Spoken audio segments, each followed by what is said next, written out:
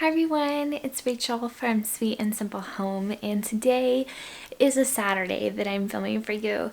And if we weren't in the circumstances that we were in, I would probably have spent the morning going to yard sales, estate sales, rummage sales, and that's not happening. So I find myself this morning particularly just really missing being able to get out, go thrifting, look at cute vintage things. So I thought what I would do today to lift my own spirits and hopefully some of yours as well who also enjoy thrifting and the hunt for the great vintage stuff that I love to share here. I thought this would be fun to show you where I've placed some of my more recent vintage finds, some of the things that I'm doing with some of the vintage finds that I haven't necessarily highlighted to the same extent in other videos. I'm gonna walk around my house, find a few things and show them to you.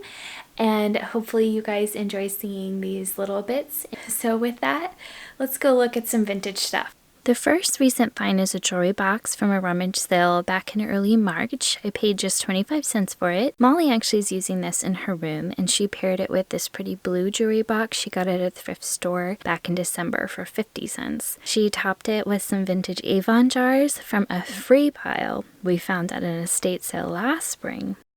These items aren't thrifted, they're actually from the Dollar Tree. I shared them in a vlog a couple months ago. Molly used them to make a little windowsill fairy garden. One of my favorite finds from that same rummage sale I went to was this cabinet. It's probably from the 30s, maybe the 20s, and it was only $2. It fits perfectly above my laundry sink. It's hard to see because there's a window right there. I want to make a little skirt for the sink. I love how perfectly the cabinet fits in this spot. I love the beautiful details on the cabinet, the tiny little knobs, the little drawer, and I believe that they are original.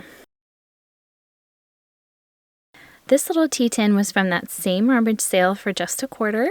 It's the perfect size for apple cider packets, so that's what I have in here. I received some lovely linens from a subscriber, and I showed them in my spring home tour, but I wanted to kind of zoom in and show you guys how I hung them. I gave them a loose knot, and I pleated it a little bit so you could see them better because I wanted to really be able to see all the beautiful work on these. Last but not least is this junk journal that I'm making from a thrifted book I shared in a recent thrift haul. This I'm turning into a memory journal using the concept of junk journaling, where you repurpose vintage papers, different things that you have. I used color pages, just some regular plain paper. I used drawings and scribbles from my kids, pictures that my kids painted, sheet music, all that sort of stuff. And you actually create a new book with these repurposed items. So I'll link to the tutorial that I used to start making this. I'm just going to continue working on this and adding to it as the year goes on.